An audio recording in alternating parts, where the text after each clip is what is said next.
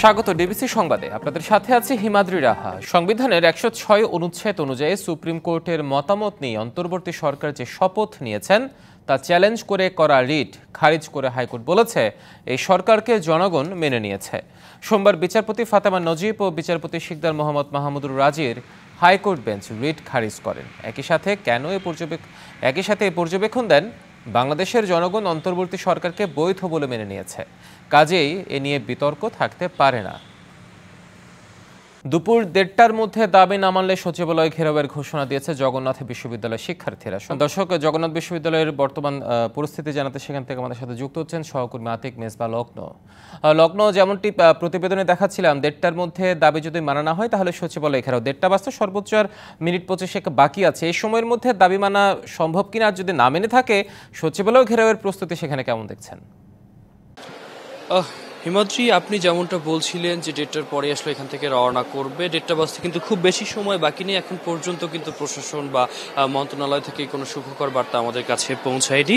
জগন্নাথ বিশ্ববিদ্যালয় যতই সময় গড়াচ্ছে, সাধারণ শিক্ষার্থীরা যারা বিশ্ববিদ্যালয়ে এসেছিল তাদের সমাগম কিন্তু বেড়ে চলছে। এই মুহূর্তে আপনারা যেটা দেখতে পাচ্ছেন যে শহীদ মিনার প্রাঙ্গণ, ছোট্ট ক্যাম্পাসের এই জায়গাটিতে আসলে শিক্ষার্থীদের বড় রকমের একটা জটলা হয়ে থাকে।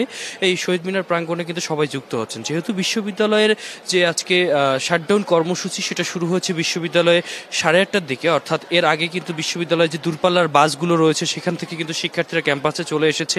অনেকেরই পরীক্ষা ছিল, যেহেতু শিক্ষার্থীর উপস্থিতি অনেক বেশি, তারা সবাই মিলেই কিন্তু বিভাগ এবং বিভিন্ন ফ্যাকাল্টি তারা সবাই মিলেই কিন্তু প্রস্তুতি নিচ্ছে যে কত দ্রুত কত সমাগম বাড়িয়ে আসলে সচিবালয় ঘেরাও করা যায়। গেল নভেম্বরেও আসলে নিজেদের দাবির জন্য যে তারা সচিবালয় ঘেরাও করেছিল, বড় রকমের একটা জটলা আমরা দেখতে পেয়েছিলাম। তারই কিন্তু একটা প্রতিফলন ঘটছে এই আজকেও কিন্তু এই জগন্নাথ বিশ্ববিদ্যালয় প্রাঙ্গণে আমরা দেখেছি। এবং আমরা অনেকেরই সাথে কথা বলেছি, বিভিন্ন বিশ্ববিদ্যালয়ে যে সোশ্যাল মিডিয়া বা সামাজিক যোগাযোগ মাধ্যমে যে গ্রুপগুলো রয়েছে, যোগাযোগ মাধ্যম রয়েছে, সেখানেও তারা সক্রিয় করছেন। বিভিন্ন জায়গায় তারা আসলে আহ্বান জানাচ্ছেন কত দ্রুত শিক্ষার্থীদেরকে নিয়ে আসা যায়। যেহেতু ১:৩০টা বাজতে খুব বেশি সময় নেই, তাই এই ঢিলছোড়া দূরত্বে আসলে যারা এই মুহূর্তে যাদেরকে দেখতে পাচ্ছেন তারা সবাই মিলে কিন্তু জড়ো হচ্ছেন।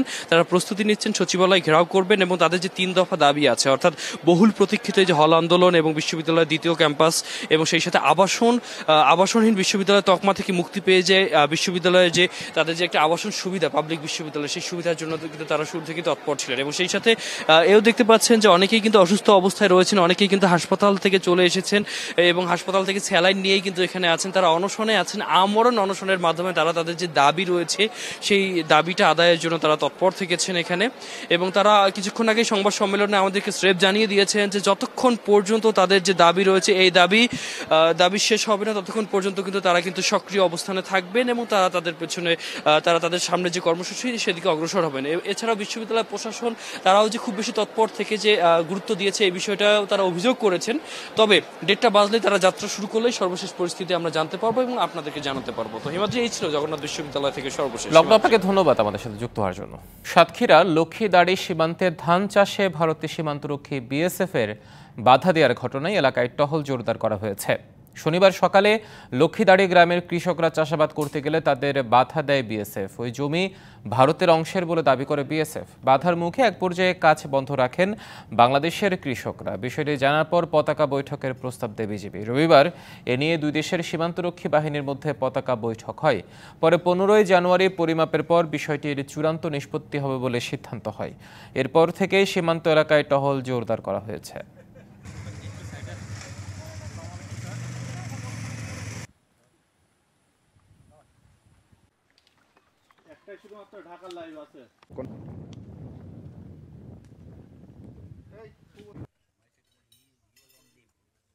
চট্টগ্রামে সম্মিলিত সনাতনী জাগরণ মঞ্চের মুখপাত্র চিন্ময় কৃষ্ণ দাসের জামিন বাতিলের জেরে আদালতে হামলা মামলায় ৬৫ আইনজীবীকে জামিন দেওয়া হয়েছে। এর আগে তারা চট্টগ্রাম মহানগর হাকিম আদালতে আত্মসমর্পণ করেন। সকালে অতিরিক্ত চিফ মেট্রোপলিটন ম্যাজিস্ট্রেট সরকার হাসান শাহরিয়ারের আদালতে শুনানি শেষে জামিন মঞ্জুর করা হয়।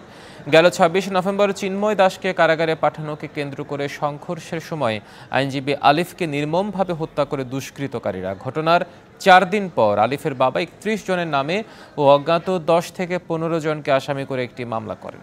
আর আইনজীবীদের উপর হামলার ঘটনায় আলিফের ভাই ১১৬ জনকে আসামি করে আরেকটি মামলা করেন। এর মধ্যে ৬৬ জনই ছিলেন আইনজীবী।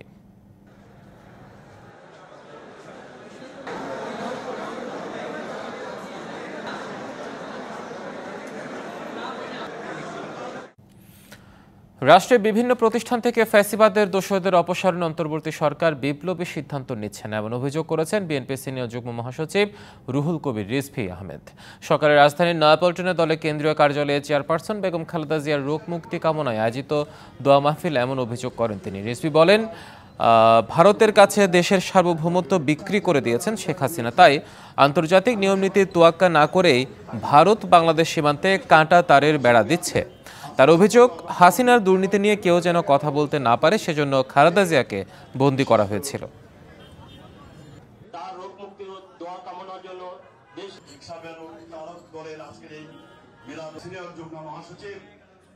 এটা তো বিপ্লবী সরকার, গণ অভ্যুত্থানের সরকার, তাদের প্রতিটি কর্মকাণ্ড বিপ্লবী হতে হতো। যারা দোষর আছে, যারা প্রলম্বিত করেছে শেখ হাসিনার এই 15.5 বছরের শাসন, তাদের বিরুদ্ধে বৈপ্লবিক সিদ্ধান্ত হওয়া দরকার ছিল। তাদেরকে এক কলমের খোঁচায় তাদেরকে আপনার জঞ্জাল মুক্ত করা উচিত ছিল। সেটা না করার কারণে আজকে আমরা নানাভাবে ওই দোষরদের নানা উপদ্রব দেখছি। সংবাদ এই ছিল এখনকার মতো। ডিবিসি নিউজের সংবাদগুলো পড়তে ভিজিট করুন dbcnews.tv আর ভিজিট করুন ডিবিসি নিউজের ফেসবুক পেজ এবং ইউটিউব চ্যানেল। সঙ্গে থাকুন।